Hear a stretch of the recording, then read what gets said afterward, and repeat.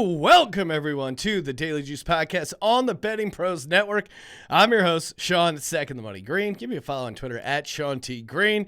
And as always, head over to betmgm.com. Use the promo code JUICE. $10 bet turns into $200 in free bets if either team scores a touchdown. Good for college and pro. Restrictions apply. Wow. What a bloodbath.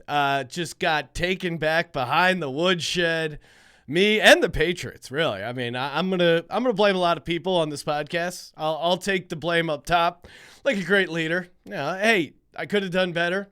Got cute with some of these picks, but really, I was just surprised of all the outcomes. The New England Patriots getting pushed around by the Chicago Bears, and Bill Belichick not having an answer for Justin Fields scrambling as scrambling and design runs like.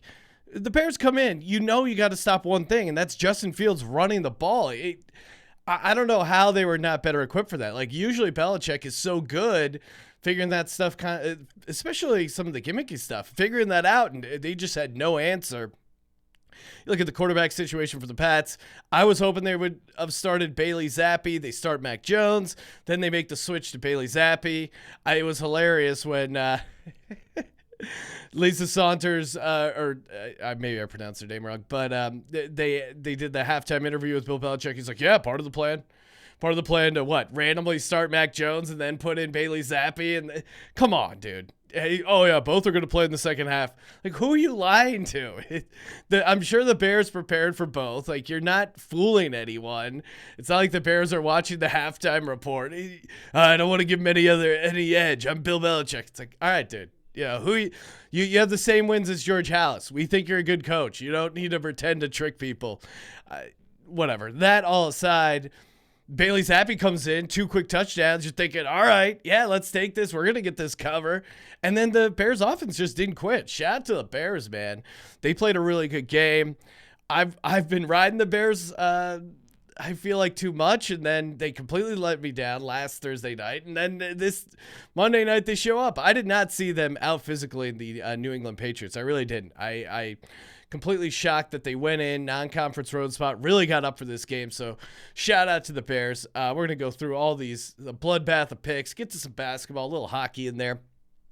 Justin Fields did throw an interception, so didn't hit that. Again, I went 0 for 5, complete goose egg. He doesn't throw a lot of passes. I still think it's a decent bet under on interceptions. I said he only throws to guys who are wide open. That's really kind of what he did. And then, a tip ball obviously is going to mess things up. Tipped it. Duck flew up in the air, and they got the interception. A touchdown was scored. I know that was a fun little sweat there for 10 minutes, something like that. Although what did save my night was in the Betting Pros Discord, over on the Daily Juice channel, bettingpros.com/chat, I've been giving out my first touchdown plays for the primetime games. Usually give out 3 or 4. Gave out 3 for the Monday night game. No touchdown, obviously. Jonnu Smith and Justin Fields gave that out at 1,400. So that, luckily, was a little bit of a lifesaver there. You got to get into Discord. David Montgomery did not get 10.5 receiving yards. Again, they figured out how to get the running backs involved. Khalil Herbert, he had a receiving touchdown and got the over on the yards. Should have been David Montgomery. Just one of those nights. Velus Jones Jr., that didn't hit, obviously, because nothing hit. Over 3.5 receiving yards. Probably got cute there. And then, obviously, New England -8 didn't cover, lost outright, which I don't know about you on these bets. Like, the one thing about betting on the Patriots is if they lose, at least you're going to see the Patriots lose. And that's as just a hater and an Eagles fan, it's fun to see the Patriots get their butts kicked on national television. And then I think it was like by third quarter, I was already rooting for the Chicago Bears to win outright. Because if you're not going to cover, you may as well lose outright. So I was turned into a hater there about halfway through. Rough night, but hey, we got NBA, we got NHL, and we got some better college football and NFL picks coming up later on in the week. Speaking of the NFL, how about you rocking a Brandon Ayuk autographed jersey? Are you kidding me? All you got to do to enter is just go to youtube.com/bettingpros, hit subscribe, comment on this video, and you're automatically entered to win the autographed Brandon Ayuk jersey courtesy of Pristine Auction. Again, good. Turn on the notifications on YouTube. I can't tell you how many times we've had a winner try and hit them up on YouTube to get a hold of them and say like, hey, dude, you won your jersey. No response. All right, let's go out to the I'm losing my mind here. Go out to the hardwood. Mavericks at Pelicans. I'm taking the Pelicans as a 4-point dog over on FanDuel minus 108. As of tape time, Zion Williamson's status is up in the air a little bit. I think that's why FanDuel's being generous, hanging this +4 here as a home dog. A lot of other places aren't hanging it. I think he's going to play. I like the +4. I'll still take the +4 even if he doesn't play. I know probably not the greatest EV strategy, but I'm getting it early. I like the +4. He's got a bruised hip and butt, Zion. He just landed on it. I know this is the NBA and they baby these guys, but dude, come on. You got to play. That was not that bad. So I'm on the Pelicans here as a home dog. And even if Zion doesn't play, like we've seen from this Pelicans team, they kind of have another gear and they figure out how to win games without Zion. So I think the +4 is kind of a win-win. In one way, you're probably getting a good price if he does end up playing. If he doesn't, you're going to get that motivated Pelicans team. But again, kind of keep an eye on that before you place your bet because you don't want to get totally cooked there, or if there could be some crazy line movement. But as things are right now, give me +4 on the Pelicans. FanDuel minus 108. Pelicans are 2-1, coming off a tough loss against Utah, a game they probably shouldn't have lost. I mean, losing to Utah at home, I think this is a nice get-up spot for them.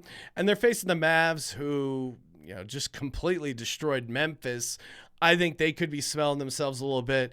Pelicans turned the ball over 17 times during that loss to the Jazz. I think that's going to regress back to normal. So I like the Pelicans here, catching 4 over on FanDuel. This is a all-dog Tuesday, a triple dog Tuesday. Maybe that can become a thing. Warriors +3 at the Suns over on FanDuel. I always love the Warriors as a dog. Especially early on in the season, I think they're going to be ready. It is NBA regular season. You kind of got to pick your spots with some of these teams where maybe they have a championship hangover. Maybe they're cruising a little bit. It's like if there's a back-to-back road spot, maybe you're a little bit nervous. But I don't know. I'm still high on this Warriors team.